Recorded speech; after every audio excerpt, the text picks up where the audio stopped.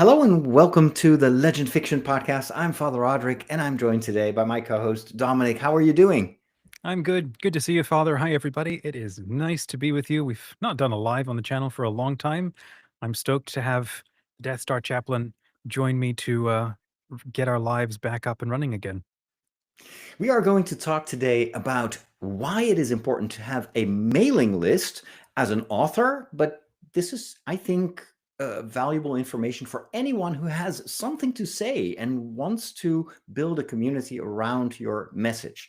And in order to build a mailing list and get people to subscribe to you, there is a proven strategy that both Dominic and I have tried out ourselves, and that is you have to have a freebie. You have to have a giveaway, an incentive for people to sign up. And Dom, I think that you've experimented with this quite a bit in the past, right? To be honest, I've not. I have been You absolutely haven't? terrible at it. You've actually been very, very good at it. I just never did it because I never had a plan for my email. So I've exactly been the kind of Okay. author that you're talking about right now. Because of you, I've started trying to do better at it. But you actually did post something that equates to a freebie the other day, and it was a Yes. collection of short stories. So hmm Legend Fiction has produced, what is it, 5 anthologies now? Yeah, I think Or that's right. 5 anthologies. yeah. Yep. And so you took a few of those stories and bundled them in a nice looking little like mini booklet as a hmm sampler almost of what people can find in those anthologies, those bigger anthologies. Well, Yeah, that is that's true. exactly uh, the, almost like the best example of what you can do as a freebie. You don't give away everything, but you it's like when you go to an expensive restaurant, they sometimes offer you these little like bite-sized things. Like Yeah, yeah. sometimes it's a hmm fancy spoon, and it's an appetizer. And the whole goal is to make you want to stick around and, of course, order more hmm of their menu. And that's kind of what you do with that sampler. Um, what I've learned over how long have I been doing mailing lists? I think seriously, I've been doing this for about 3, 4 years, where I try to build a list of people that I could email. hmm Um, and uh, that really started to work once I had something to give away. Once I had what they call a lead magnet, and we'll get to the hmm terminology a little bit later. But Yeah. let me first explain why it is important to have a mailing list in general. Yeah, I And mean, this is today's the because, age of there's so much social media and yeah, everything. Why do is email still what it was? Should we still care about email? well, I think we all struggle with overflowing inboxes, right? We have a Mhm. lot of spam, and thankfully our email clients do a lot of the hard work for us. They put They're all getting a the lot better. Nigerian princes in the spam box. We don't have to look at those emails. Yeah, right. But we may have subscribed to various email newsletters in the past, and Mhm, I don't know about you, but I barely read any of them. mhm, I just don't have the time. mhm. And so and yet email is still something extremely valuable and maybe even underrated by a lot of people with a message, for instance, authors.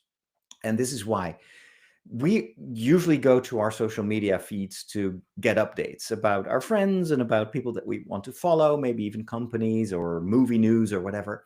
But the Mhm. thing is, we also know that we are not entirely in control there. I have a lot of media channels, and every time I put something up, for instance, on one of the meta channels like Mhm. Facebook or Instagram, my message does reach people, but it's only maybe a few percent of the people that actually follow me, because Right. none of those feeds are chronological anymore like they used to be in the past. Mhm. Which means if there is an entity between me and my followers deciding Mhm. whether or not they will see that message.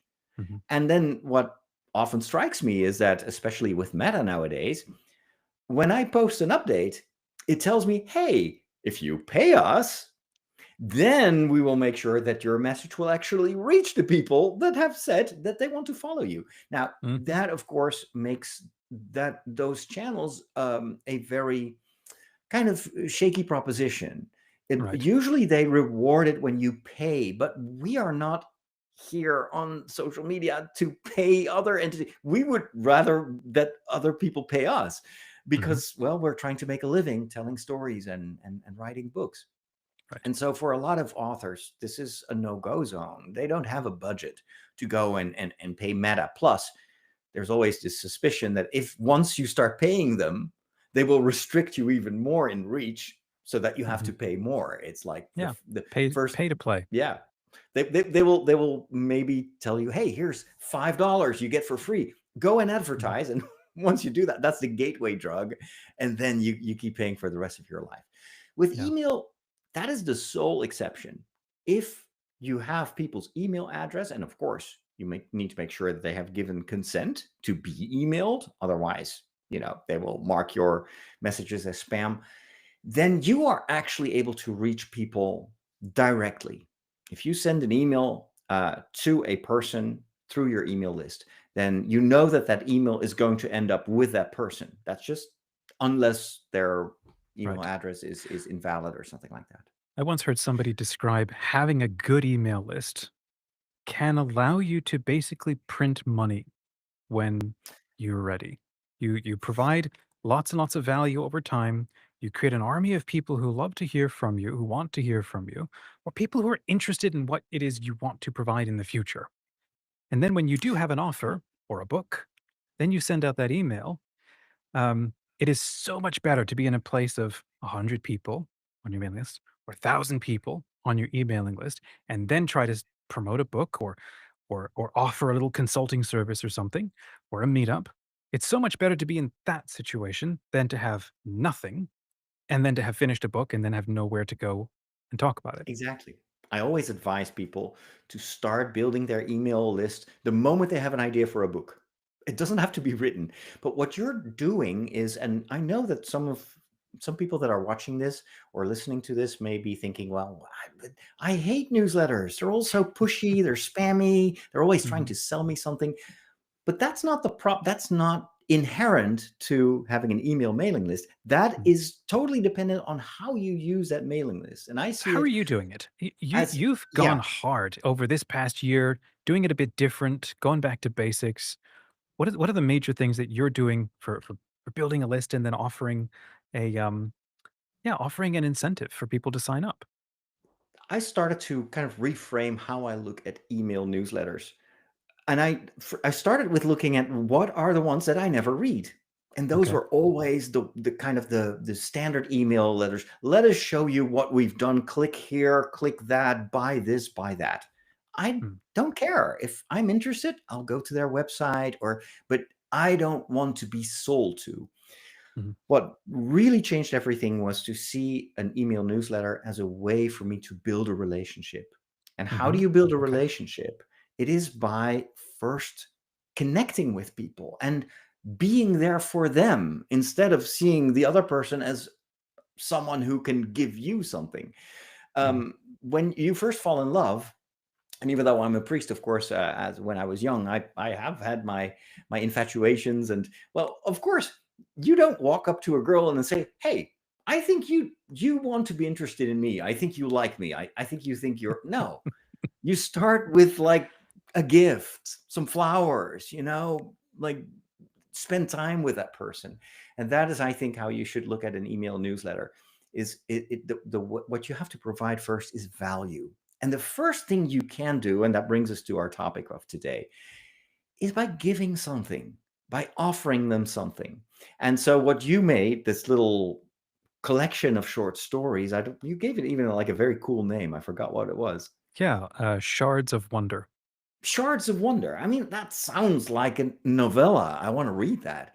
And it's got a nice cover. It's a PDF that you can download. Link in the Well, description, friends. If you do want to check it out, yeah, you can. absolutely. And what I did was I started, when was it? I think it was last year. I wrote a little booklet, very simple, Mhm. and it was basically Lent for little folk. I wanted to do something hobbity Yeah. because Mhm. it was my goal to find people who loved fantasy. Because in the Right. future, I'm going to publish fantasy books. So of course I can, try to get everyone on my mailing list. But if the majority of those people don't care for fantasy, then they're going to see this as spam, even if I Mhm. offer them books for free. So I Right. wanted to have people who, for instance, love Tolkien. So I wrote a little booklet, 40 days, like a little meditation inspired by the Lord of the Rings for every day of Lent. And I then started to tell people on the internet, on my socials. I even wrote a few press releases to some Catholic newspapers here in my Oh, you country, and I did? said, "Hey, I wrote this little booklet," and then they wanted to interview me, so I said, "Hey, and it's for free." That's that's great. Why? Because I don't want to get sued by the Tolkien estate, so I'm not going to make Oh, money okay. on their trademarks, but I can give Mhm. this away for free, and that immediately gave me, I think, more than 1,000 people who actually said, "Hey, yeah, send me this free booklet." And I made sure you could print it. It was a PDF, but also a Word document. I made it available as an EPUB, and it was just a little zip file. And the only thing they had to do was to give me their email address. And I even said very clearly, I will not spam you. I will not sell this information. It's safe with me. I Mhm. only use this to stay in touch with you. Yeah. And so I automated this so that if they gave me their email address, they would get another email and said, "Hey, here's your freebie. Click here to download it." And um, basically some verbiage that I wouldn't abuse their email addresses. Yeah. Um, and then after about 2 weeks, I sent them another email. I said, "Hey, I remember I sent you this booklet. Did you have time to read it? What did you think?" And I got some really nice replies. And I wasn't selling anything. I was just like, "What did you think?" And some people told me, "Hey, I loved it." Other people said, "I didn't have time yet to read it, but thanks for the reminder." And so over time, I was building up this relationship. And now, more than a year later, I moved them all to my Substack. I imported all those contacts. And now every week I send them my weekly email newsletter. But Mhm. I don't know if you've seen my newsletter. It's not like, okay, this is what you need to look at. This is a podcast that I made. Here, click here for Legend Haven to get your tickets. It's only $10. No, it's just like, here's a story. Let me tell you a story. And I tell a You little know, we personal should story. probably do a follow-up on how to think about or how to do an author newsletter. And maybe this can be like Perfect. another thing, which is Yeah, what do you do if you don't know what to say? You don't have anything to say, or if you're someone like maybe you, where you're writing a story every single day and you're on shows constantly. And how do you not overwhelm people? I'm always afraid of overwhelming people. So we perfect. talked about creating something simple that you can give away to people to invite them to sign up or to kind of it's just a little thank you like here's a little chocolate or a mint on your pillow when you rent a room at this little tavern. um, it's a little gift to thank them for joining your mailing list. Um, and then have a little, and this maybe we'll come back to this on another episode and talk about Absolutely. what's a plan for how to continue building that relationship so that when you do have a book or you do have something you want to sell, people are already warmed up and they like hearing from you and they're already sort of trained or they're prepared to open your emails. So, but step number one is think about a little gift to say thank you. That's more than just a little thank you email. Put something a little more special in it. And if you want some examples, take a look at the links in the Yeah, have a description look with at this video Shards of Wonder. Yep, yep. and send Dominic or me your email address, and we will spam you for the rest of your life. No, just kidding. No, well, we promise we won't. Google, don't pay attention to that. So let's talk about Yeah, next talking I'm going point. to make a break here from that. You were right at like cutting here, and we'll go to the next topic now.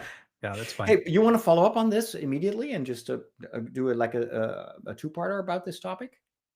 I can skip Sure, one why or the not? other This off. is all I this is mean, all we're in great. And the for those who are watching, hi, if we're just putzing around, messing around with a live stream and just going through stuff that's interesting and helpful. And if you're watching live, say hi in the comments, or if you're catching a replay, say hi.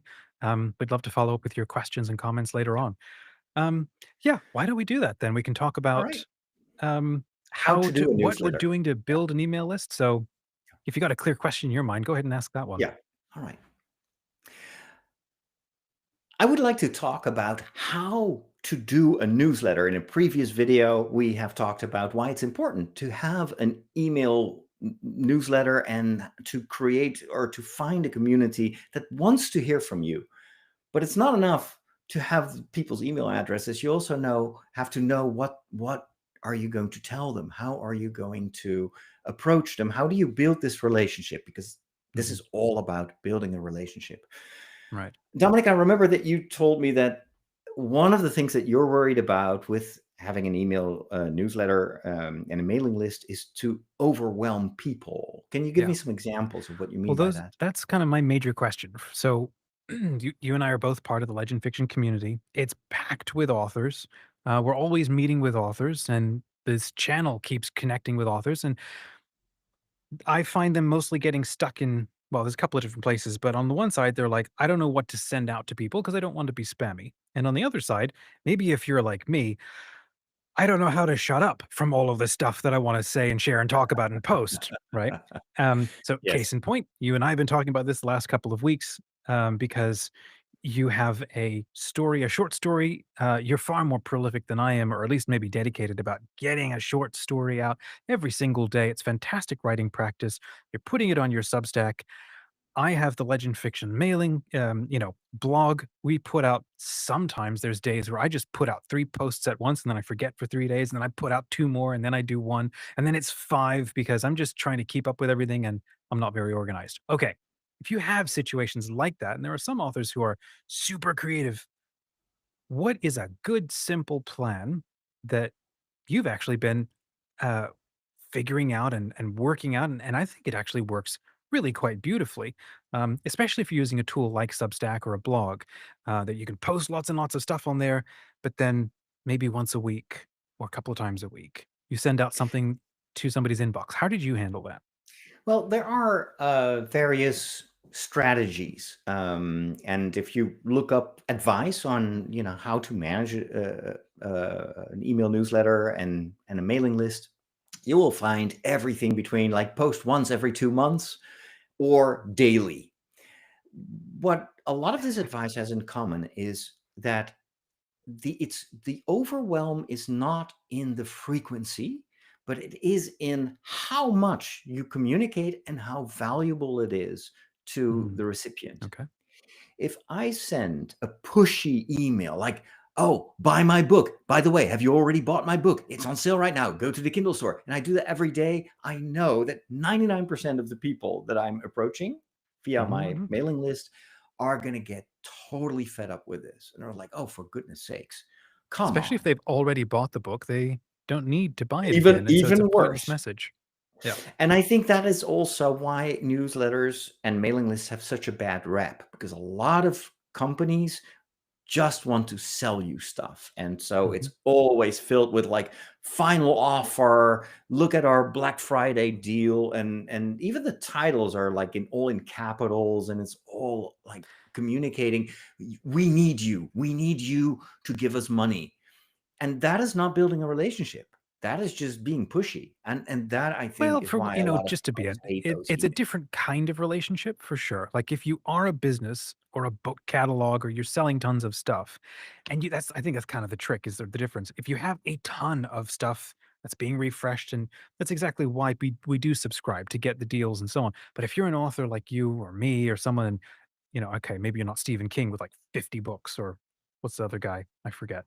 Dean Kunst or something, and you got 50 books. Okay, then you could do like, here's my Black Friday sale. Here, that's a different sort of thing, maybe.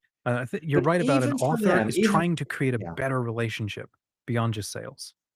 even for those popular emails or popular Yeah. authors, if I would get an email from Stephen King every single day and it would all be like, "Hey, have you read my book about this and that?" I still wouldn't care for it. Yeah.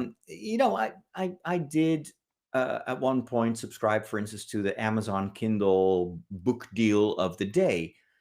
Mhm. And what I liked about it is it just gave me the deals. So I wouldn't Okay. miss like when the Silmarillion is on sale for 99 cents. Of course I want to know that, right? But I'll just skim through it. It doesn't build a relationship. It just gives me like very specific information that I want to have. But Mhm. for authors and for us, what we want is to nurture a relationship, because we know that we're not going to sell our books and get people to sample our message just by because we have such nice colored eyes, or no, Oh, maybe you this is don't. all about So what are you because they doing? care Yeah. for us. Well, the Yeah. way I approach this is, and this is something I learned from a marketeer in the Netherlands. Is a very funny guy. and I read a book that really changed my entire approach to marketing in general. Oh, really? And What he was the said, book? it's written in Dutch, so I don't think it Oh, will be okay. useful to the majority of the viewers, but I can summarize it. And he said, you need to be an entertainer. You are Mhm. not using your mailing list to bore people with offers. No, people want to be entertained. The only reason they're going to open your email is if the title makes them go like scroll, scroll, scroll. Huh? And so he gives examples of like a title, for instance, that one time that I hit a pink elephant with my car. Mhm. Well, even if you're not Yeah, I'd read very that. interested in pink elephants, you still want to know what happened. So you open it, and then it starts this story. Like the other day, I was on the highway, and then all of a sudden there was this pink elephant, and I run over this pink elephant, and blood splatters all over my window. And I don't know. I'm just making this up on the spot, but I I would be reading the entire story. And then he Mhm. says at the end, of course, that's where you have entertained people, you've given them some maybe even shared a factoid or something that they are interested in, Mhm. and it amuses them or gives them information that they didn't know beforehand. And then he said, in your PS is literally you sign it, and then you say, hey, PS, by the way, you like this story about the pink elephant? I'm I have this amazing recipe for pink elephant hamburgers, and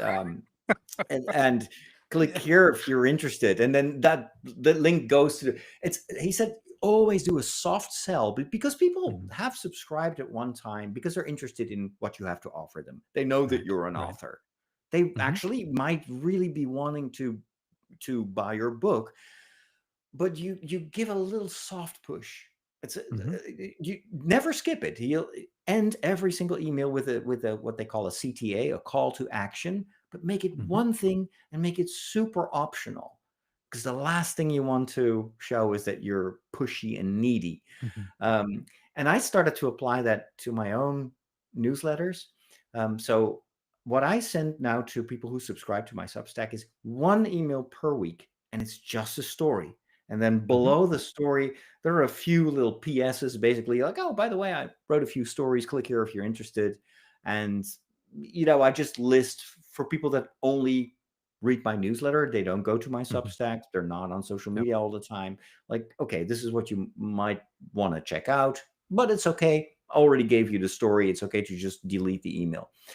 And then in the future, what I hope to do is to make it even shorter, because one of the kind of problems with us as storytellers is that we're pretty verbose. We have a tendency to just continue Yep. to dump information. Well, what I And liked about what you have definitely done, and I've seen in your emails, is um, like you say, you provide that short little story. There's a personal reflection. There's something that is uniquely. You're sharing something about you. And I think that's I yeah, like that. I think that's smart. I think it's good. And then below that, you've gone like, here's a roundup of other posts you might be interested in that I created or did, or here's some stories, or here's a podcast interview I was on this past week. And then those are just linked below. That way, right. if somebody doesn't go on to those other things, they still got something personal and human Of and value. interesting. Yeah. Yes. Yes. Um, yeah, I And like so there's two kinds of content. Just quickly, two kinds of content. You can either mhm, educate or you can entertain. There's also edutainment where you like educate in a very entertaining way, but um, this is where it comes back to sort of a bigger concept or bigger sense of what is it that you want people to get from you when they sign up. I think a lot of authors go and I should create an email list, and they go and they create one, and then they're like, just people sort of signing up because of good vibes, but I don't know what I'm supposed to be doing with this. So my recommendation is either do what Father recommends, right? Which is find a way to continue to entertain people. You're a creator. You create interesting things almost constantly.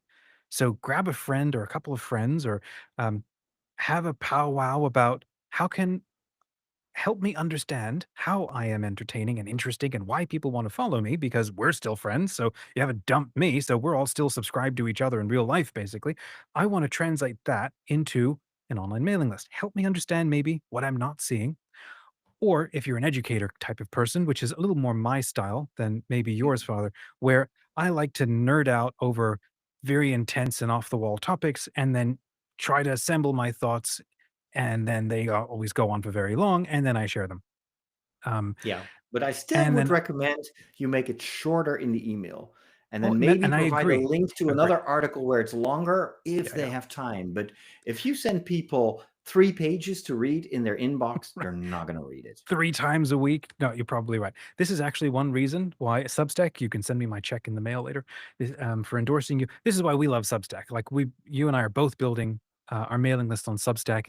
It is one of the easiest ways to go because I've done the blogging thing over here, and then I've built an email list over here, and I try to keep them updated, and honestly, it ended up creating so much extra work. I love the fact that you can go to Substack, you can blog right there, and then build an email list right there on your blog, and it emails out straight to people. Um, and then if you're more like me and more like Father, where you're super prolific, you can post and add lots of stuff to your blog, but you don't have to send them to your email list. And then once a Exactly. week, you make that roundup, you make that special post as an email, and you send that to your email list. And then they go and they visit your blog, like, oh, look at all this extra stuff I missed. And if I'm interested, I can poke around, and you avoid overwhelming people. Let us know in the comments if you have any other questions about this, and we will be happy to revisit this topic in the future. And we're always here to help you. Check out legendfiction.com for an entire community that is trying to get the word out about the Yeah. stories that they have to share. So why don't we take a couple of All right. minutes and talk about ADD stuff because you and I both have that. And Yes. there's actually, I put a couple of videos on the channel talking about writing with ADD, and those keep Yeah. showing up. People keep, Yeah. finding Yeah. them and they enjoy It's them, and it's a good topic. definitely a good topic. We're going to keep the next couple of topics a little bit shorter because otherwise we're going Yeah, to yeah. run over time. Hmm. So we need to find a secret hand gesture to kind of Like signal that. I'll yeah, scratch my ear or something. Oh yeah, scratch my ear, but I do that subconsciously as well. So Okay. I I can will pick just my touch nose my maybe. earlobe. I will just. There you go. No That's worries. not weird at all. Yeah. All right. One of the things that strikes me is how many authors and storytellers are somewhere on the spectrum. Hmm.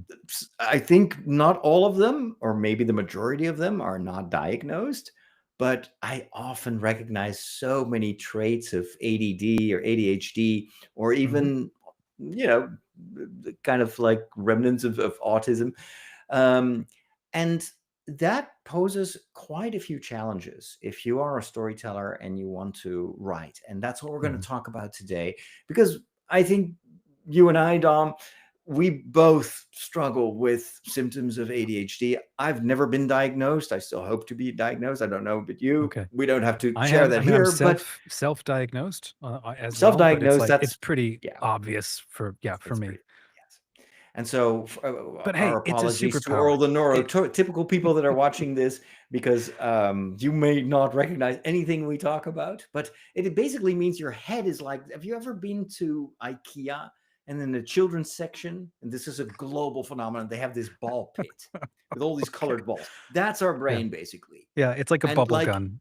yeah. And a new idea is like a child that jumps into that ball pit and all the balls start whirling Yeah, around. How do you and deal with at that? first it's fun, and then it's like, I don't know how to swim. How do I get out? Where's the floor? I'm hungry. Somebody changed my diaper, right? And now I hate these balls and these bubbles. Let's get out of here. And then as soon as you leave, that was fun. Let's do that again. And then just the cycle continues. Yeah, let's talk about how we. Let's talk about some of the advantages of having a Hmm, brain that functions like that. What are some of the strong aspects of this? okay, so here's what I think. Here's what I've learned on outside of storytelling. One of the superpowers of having a brain that functions the way that we do, it's always on, it's always, attentive, it's able to jump between multiple things really, really quickly. Now, that's still different from trying to multitask, but you're able to pay attention to a lot of things very, very quickly.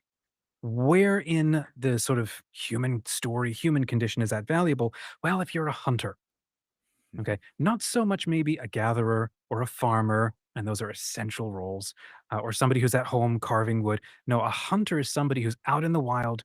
You're hunting deer or mammoths or tigers, whatever. You need to be always on. You need to move fast. You don't actually have to remember a lot of things. Um, So your short-term memory is like processing, "Ooh, look, the light moved on that leaf," or "That sound could mean something," right? You need people who are hyper aware and always on.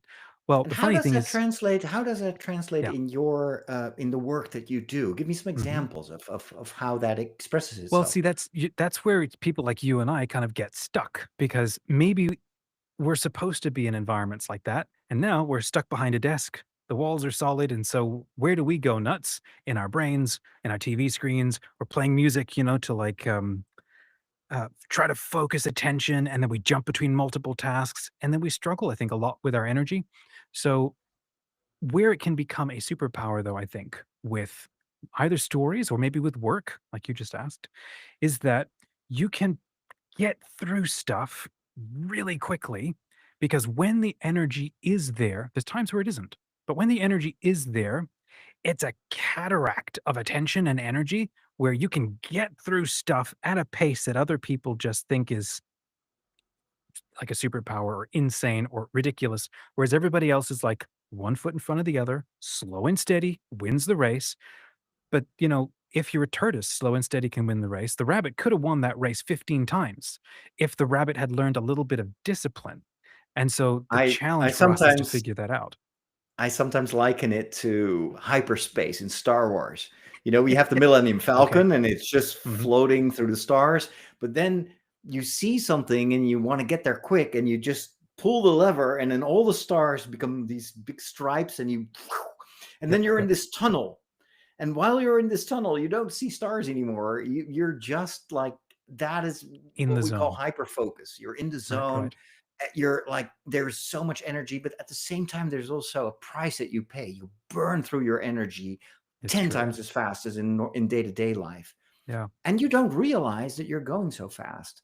So How do you handle that? How do you deal with that? I know you take a lot of walks. Is that what helps you?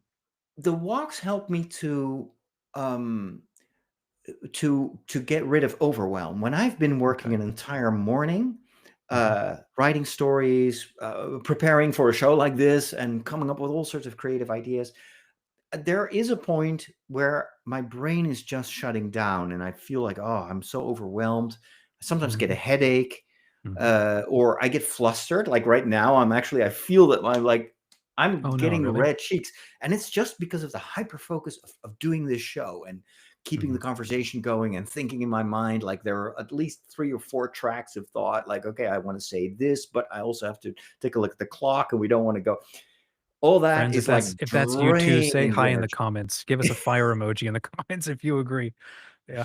But my so that's why I always after lunch I go for a walk in the woods for an hour, and it's Mhm, just to ground myself, to slow down, to move my body, which is also mhm. something I forget to do when I'm in hyperfocus. I'm like all cramped behind a computer, going at a million miles per hour. And then my other secret weapon is this. This is a little visual Oh, really? timer. Yeah? And so I used to use this a lot, where it's basically it shows you a pie, and when the pie is gone, when all the red is gone, it means I have to stop. I have to take a Mhm, break. I mhm. now have an app that I use on my computer that does it for me, and so it's the Okay, Pomodoro technique, where you work for 25 minutes, super concentrated on one task. That's also okay. important, not to do like 5 projects, and then take a break, 5-minute break, and then Yeah. rinse and repeat.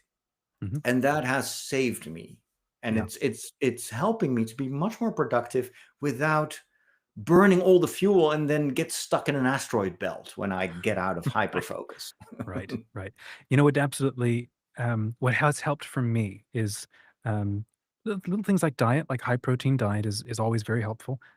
Take walks first thing in the morning. It helps to burn off kind of excess, like you say, overwhelm or body energy so that I can Mhm. now focus on using my brain throughout the day because I'm a desk, I work at a desk.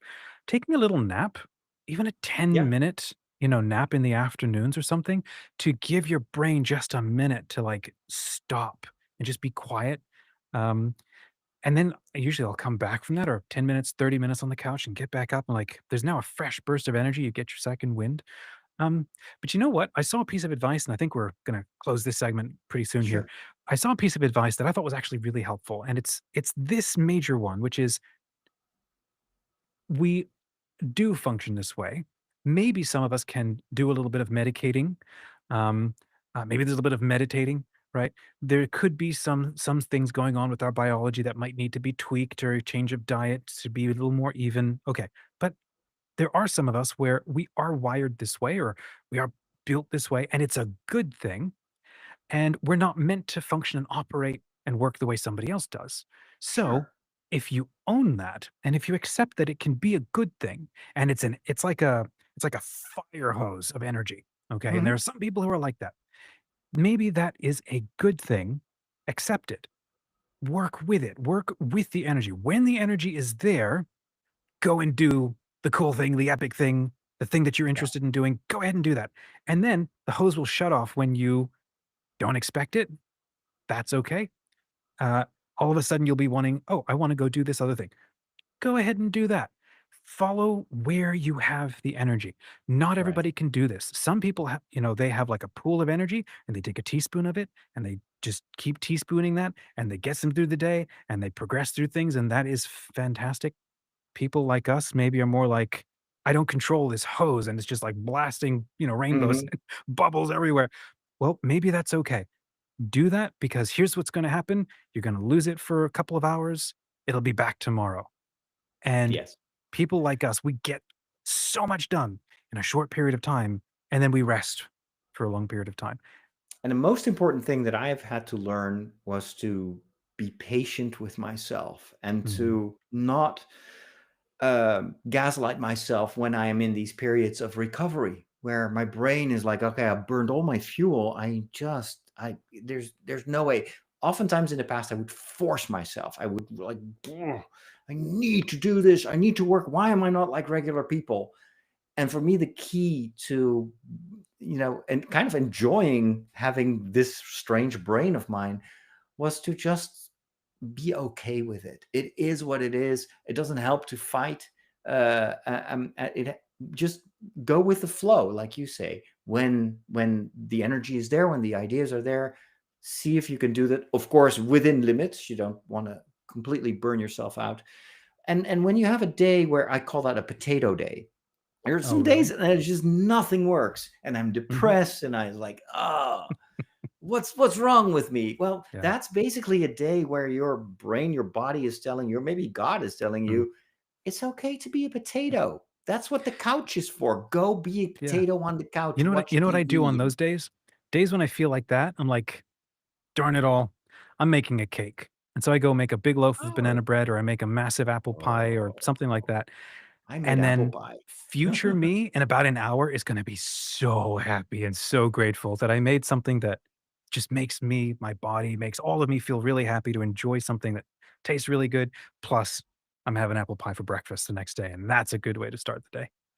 If you have symptoms of ADHD, or maybe you've been diagnosed or you're otherwise on the spectrum and you have some tips to share, because I'm sure that people that watch this video, that's because the algorithm knows something about you that maybe you don't Maybe realize. you're But our kind of person. share your experiences, Yeah. both the highs and the lows, and maybe you have some advice and some tricks and tips. Mhm. Let us know in the comments, and if you want us to revisit or answer questions about this, feel free Yeah. to drop a note.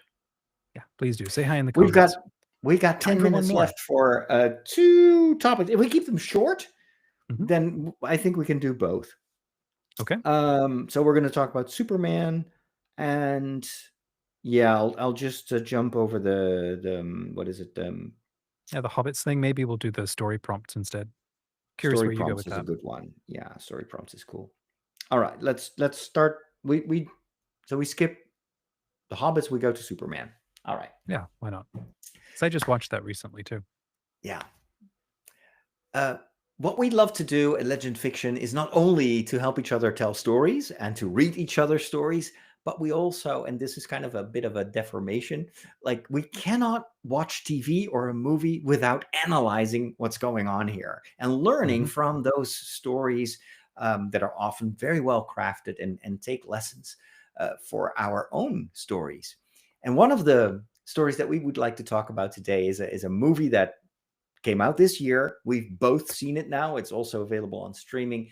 And it is, at least my favorite superhero. It's Superman. Mhm. And there is something really special going on with the way that James Gunn has retold the story about this Man of Steel that Mhm. we already are so familiar with. Yeah, And yeah, yet yeah. he did a lot of new things. So now that we've both seen the movie, um, let me start with you, Dominic. What are some of the things that really struck you and made a difference when it comes to this incarnation of Superman?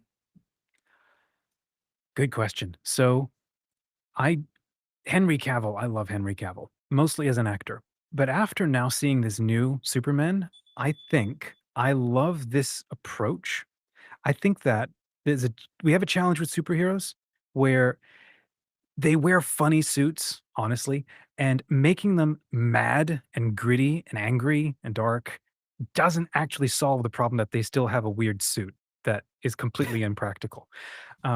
And I keep seeing a lot of comic artists will do that. And I grew up reading the Silver Age comics, I think the Golden Age, the Bronze Age, because the local library would have so many of the old editions down in Australia. So I grew up reading all those comics where the superheroes were they were happy and they had fun and crime fighting was a joy because we're making the world a better place. But then over the last 60 years or so, superhero stories have kind of lost that sense that doing good is its own reward. Being good is a source of joy. Um, and that's a bigger question about the culture having lost its sense of meaning and so on. And so our superheroes have kind of reflected that. We get even more angsty and we know we have to do the right thing, but we don't exactly know why or if it is ultimately going to matter. And then you end up with an epic story like, Henry Cavill and the Snyderverse, where Superman is a very serious kind of gritty take on him, and it really leans into the fact that he's an alien who doesn't have to, but chooses to try to do good. And so I loved what Gunn did, where he was like, Superman is basically a hobbit in a superhero uniform. And I thought, that, see, if you live on the coasts, so much of our media um, poo-poos people who live in quote flyover country, those farmers, and they don't have much to say and they're not really very intelligent and helpful and whatever, whereas we who live in the great cities of the coasts, we're very smart and intelligent and basically very depressed, and our superhero stories sort of tell that. And so to have a superhero who shows up and goes, no, I'm from the heartland of the Midwest, my hometown down to earth values, that if it's a good thing to do, try to do it, and that should be the default of how you go about life. Um, I like that. And then there's these moments where in the movie where the point of a story is to make an idea popular and to encourage you to feel good about how to live and how to do something. And so this movie tries to capture that. And I think it did it in a good way because, as the movie also shows, the world is really complex and desperate and sad and whatever. We need to maybe find a way back to very simple ideas of how to live a good life. And he's very simple about that. He's like, well, maybe kindness is the whole new punk thing. Maybe not being depressed and angsty, uh, maybe actually living in a way that tries to do the maximum good that I can in the time that I have. Maybe that's a better way to live. And if I look kind of silly, well, okay. I loved that. One of the things that struck me was how vulnerable Superman actually is. Mm, He mhm, is the Man of Steel, but very different from Cavill, even in his physique, but mhm, also in the way he interacts with people. You see that there's much more like self doubt, and at first he wants to portray that he knows it all and mhm, makes everything super simple and black and white. And then, well, people were dying, so I just went in, and then Lois Lane is like, well, but actually, have you thought that through? And then he starts to doubt himself and is like, mhm, oh. And I love that because it reflects our own situation right now where the world is very complex. And yet, mhm. in our Yeah. hearts, we all feel that it shouldn't be this complex. It shouldn't be hard to know what to do because you have to follow your conscience. And if you feel that you have to be good and you have to lift people up instead of tearing them down, like what Lex Luthor is doing all the time. Lex Right. Luthor is so jealous all the time. Mhm. His whole gripe with Superman is that he is not Superman, Right. and that brings so much darkness to all his decisions. Um, and so, what I love about this portrayal of Superman is that he he mirrors this desire that we have, that to be able to follow our hearts and to do good for the sake of doing good, and not because we want to appear good, or even because we think that we can solve all the problems. No, I love that there's this moment where he saves a squirrel, and it's at the beginning of the movie, so I'm not spoiling Uh-huh. too much. And I like at first I was like, oh come on, that's a bit over the top. But then Right. after seeing the whole movie, I thought that is actually an emblematic moment where Mhm. it shows that being a superhero sometimes means to just save a squirrel, and that's enough. And I think that is a very important, empowering message for our times, where we often feel so overwhelmed by all the darkness and the big wars, and we feel very powerless, the Mhm. opposite of a superhero. Right. But oftentimes we forget that if we only watch everything that goes wrong, if we dwell into darkness, we are basically poisoning ourselves with kryptonite, with mental kryptonite. Yeah.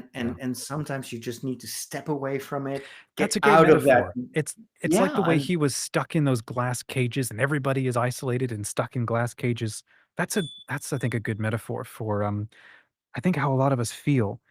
But notice the only way that he got out of that cage was to show the kindness, in his heart. The desire of his being is, I want to do good. I'm going to help you do good. Here's my promise, right? And then he thaws out and he sort of converts, or he well, and calls his jailer it to now do good it with him. it was also the other guy who, is able to transform into kryptonite.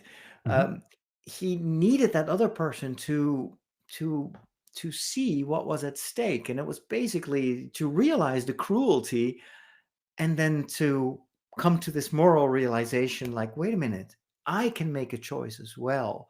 Hmm. And if it hadn't been for him, Superman would still be stuck there. And I love that, because it Yeah. means that a superhero can have wonderful powers, but you cannot use them unless you work together with other people. We Hmm. all have to make these small moral changes, and make these small steps, and that can set us all free.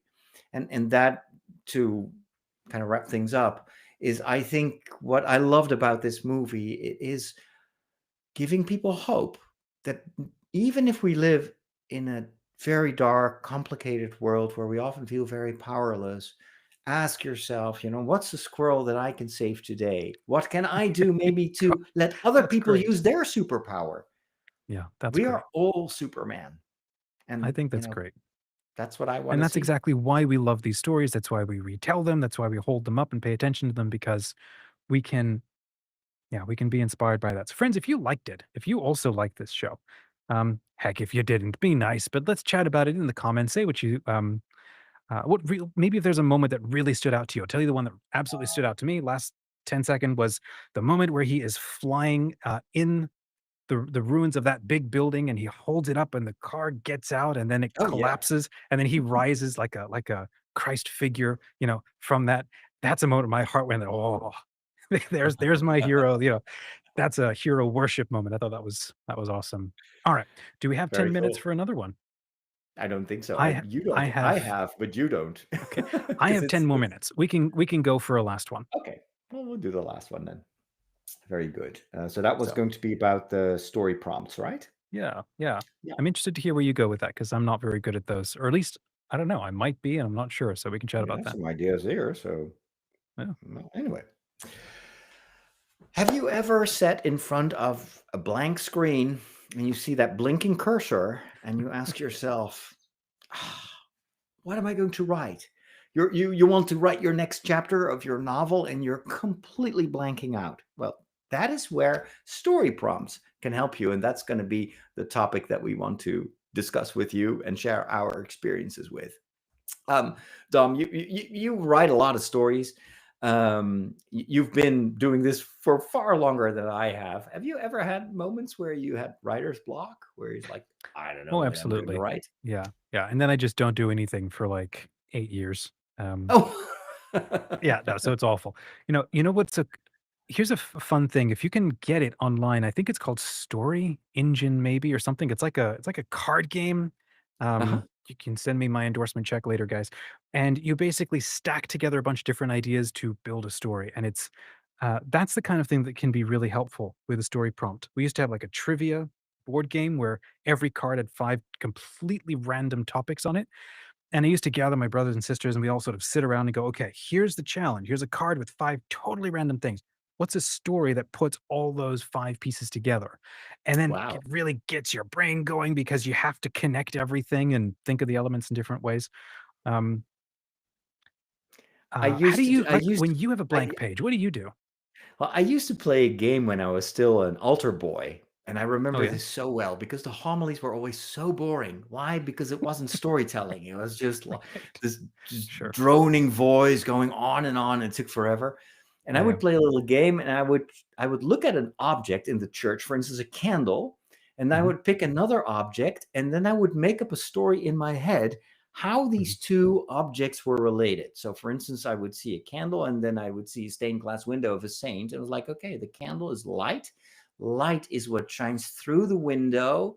So now we're at the stained glass window, and now we have I don't know, the this person with the hat, and how do I, and I would just associate. That's Hmm. basically what story prompts trigger you to do.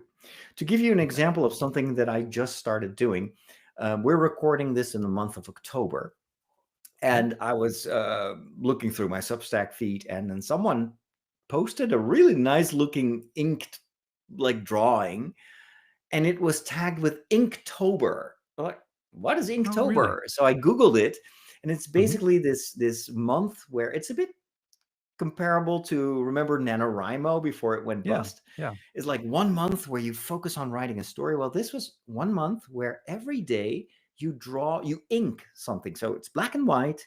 You can do it for real on paper with some real ink, or like I do on an iPad, and you just Hmm. draw something. But what was so cool is it has a list of 30 prompts. It's basically a word, completely Oh random yeah. word. And Okay. everybody who participates in the challenge draws something that they associate with that word. Hmm. And so the first word was mustache. I was like, Okay. huh? Okay, well, and then I don't know why I got this image of an ent, in the trees, the walking trees Ah. in the Lord of the Rings, and I Okay. pictured one because the ent. It's probably because my brain was like, oh, mustache, beard, tree beard. That's me reconstructing how my brain functioned. Mhm. Sure, So I was sure. like, well, what if I create a picture of a tree? I know how to Mhm. draw a tree. That's pretty easy. I'm not, I mean, for 25 years, I've never drawn anything. I've loved Um, the art the you shared it, and it looked really, really cool. yeah, so I made this ant, but instead of having a beard, it just had a mustache made out of leaves. Mhm. And I was like, oh man, that was so much fun. While I was drawing it, I was like imagining, what would, if I were to tell a story about this ant, about this, what would be the story? And I Mhm. left it at that. And then I made another drawing. And then just before we started recording, I came back from a walk in the woods, and I was looking at all these trees around me. Mhm. And then all of a sudden, a story popped up, and it was about this ant, but he wasn't called Tree Beard, but he was called Tree Stash because of mustache. Okay. Yeah, And yeah. I was like, okay, I have it's about a tree with a mustache. He's very proud, makes him look very cool. But of course, Mhm. it's fall now, so he's losing his, well, not his hair, but his leaves. He's very frustrated because he's super vain. But then he sees his reflection in a little creek, and he loves his mustache. And I was like, okay, something needs to happen to this mustache because he loves it way too much. I need something cute. A puppy. Okay, so there's a puppy, and the puppy sniffs at the bark and then pees on the tree. And the tree is like, what are you doing? And then it Okay. starts to, the puppy is lost, and it gets cold and there's a wind and then they hear howling of wolves and then the tree is all of a sudden, oh my gosh, little puppy, he's asleep on my roots there. I need to protect him. And well, that's where the mustache comes in, and he sheds the leaves that form his mustache. They Oh. cover the little puppy, and they live happily ever after. Mhm. And so I immediately pressed record on my phone and I dictated the whole story. Mhm. And then I that's what I posted. I think And it's now it's a every day skill, I want right? to do a story. It's so Yeah. funny. It's a skill that I've been watching you build for the last several months where you're doing your daily story and you've shared your, weekly author email where you're like, "Look, I found this very unusual." What was it? It was a mailbox or something, or a Yeah. phone box with Or eyes painted watering on it. can, or yeah. Yeah, and so you use that as prompts to come up with a story. Here's where I think that, as authors, why story prompts or keeping yourself open to looking for weird and unusual or what if things. You're always practicing Yeah. what if, because like we said at the beginning of this conversation, if you have the blank white page and you don't know where to begin, if you're always practicing the what if the potted plant got up and walked over that way and then hid as soon as I looked at it, right? Right. Um, what you're doing is you're keeping it's like neuroplasticity, right? You're keeping your brain constantly flexible to be thinking about connections between things, possibilities, weird ways to go about things, a bigger way to do something small or a smaller way to do something, big. When you keep practicing that constantly, and so, okay, what are some things that you do to practice that? Well, in your case, you're writing like a story every day. You take a walk and you record it as a voice note, organize it afterwards. Something that I've done maybe is I'll like, oh, that's a cool idea. I don't know if I want it to be a whole story, but I could write it as a quick little scene. It's Yeah. like as an art, like for Inktober, right? You sketch. Here's one little idea. That's all it's going to be is a little sketch, and maybe I'll just share that with my blog. Well, you can also do the same sort of thing, like a Leonardo da Vinci kind of little sketch. Do that with a story. Here's a brief little scene, or here's a brief description of a character, or I don't know what happens, but that potted plant walked over and it fell into the sink, and now I've got a problem. And then that's it. And all you've done is you've just explored the idea. You've explored how to communicate the idea. And So what you're and doing is and you're the doing a little value writing the craft. value Yeah. is not just in the result of that you now have a scene, but it's what you said earlier. This is practice. This is Hmm. basically a workout for your creative brain. And Right. my experience is, the more you do it, the Hmm. easier it becomes, because it That's right. literally forges neural pathways in your Hmm. brain that help you associate in the future as well. That's right. Not to And so mention that then, there's also your subconscious that keeps, well, there's like, that too. sometimes it takes me a day to find the story for an object that I've seen the day before. Mhm, So when you sleep, when you dream, your brain is constantly making those mhm, connections. And the more you do it, yeah, the easier it becomes. and and then you stop being passive, about the things that you see in the life around you. When you're reading a book or watching a movie or listening to a podcast, all of that is going into your Whatificator, so that when you do get to a blank page, if you're feeling stuck, you know where you want the story to go, but you don't know how to begin it. Okay, sure, you can begin it badly, you can begin just wherever you want and then come back and fix it. Or if you keep practicing the what if you keep practicing this process of story prompting, um, you'll you will make it easier for yourself to discover a way to get started because, oh, I didn't think about, like, this happened for a story I wrote last week. I knew I wanted to begin my story with the character entering the world of Legend Haven because he was going to enter the Chalamancer trials. And I'm like, I knew nothing about this character. But I knew, okay, I want to do something weird. I want him to walk up to a big granite door, and the door is completely filled in. The only way through is with magic. That means he needs a pair bond, somebody who grants him magical access. Like, that's interesting. Well, he needs to come from a different culture. So let's put him with a bamboo coastland culture, and then he goes to a canyon, trial. Um, and all of a sudden, I'm building like, okay, he's actually part of a temple. He's part of the Excalibur school. Like, I didn't know any of this before I started writing. Oh, and he's got a secret medallion on his forearm that he's covered because he actually Mm. wants to skip the Excalibur trial and go to the Chalamancer trial. Like, I didn't even know any of this before I started writing, and it just flowed out, and I wrote the whole story in about an hour.